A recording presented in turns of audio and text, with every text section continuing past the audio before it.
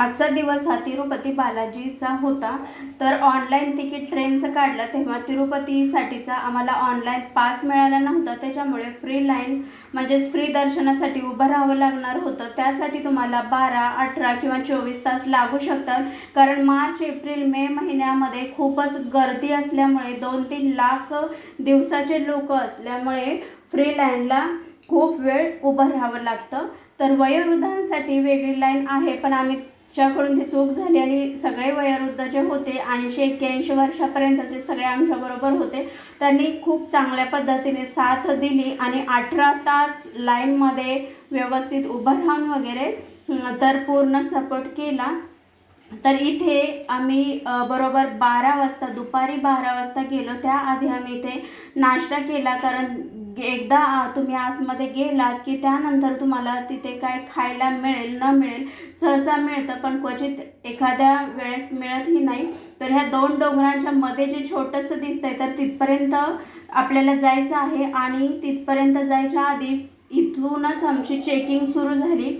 इथूनच पूर्ण उतरावं लागतं खाली आणि गाड्यांची तुम्ही काय घेऊन जाताय का ह्याची पूर्ण चेकिंग इथूनच होते।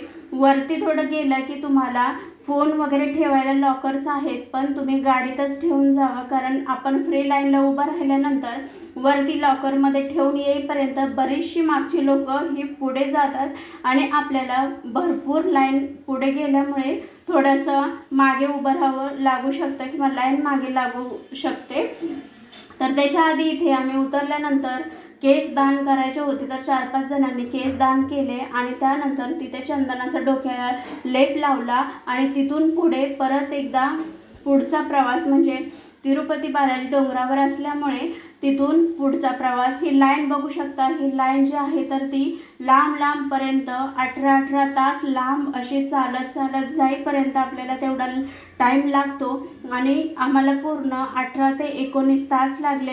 दुपारी 12 वाजता आम्ही गेलेलो फ्री लाईनला, तर आम्ही 2 ते 3 वाजता घरी आलो, म्हणजेच रूमवरती आलो। तर तेवढ्या वेळ छोटी मुलं, वृद्ध आणि आम्ही सगळे उभे होतो। मध्ये फक्त पाणी मिळालं, खाणं किंवा पिणं असं बोलतात, पण प्रसाद वगैरे कधी मिळतो कधी नाही। तर त्यानुसार इथे आम्हाला बरोबर 2 ते 3 वाजले आणि मग ह्या देवाचं आम्हाला मनापासून दर्शन झालं, तेही 1 सेकंड पुरतं आणि लगेच पुढे ढकललं जात होतं आणि आम्ही रूमवरती आलो। थँक्यू।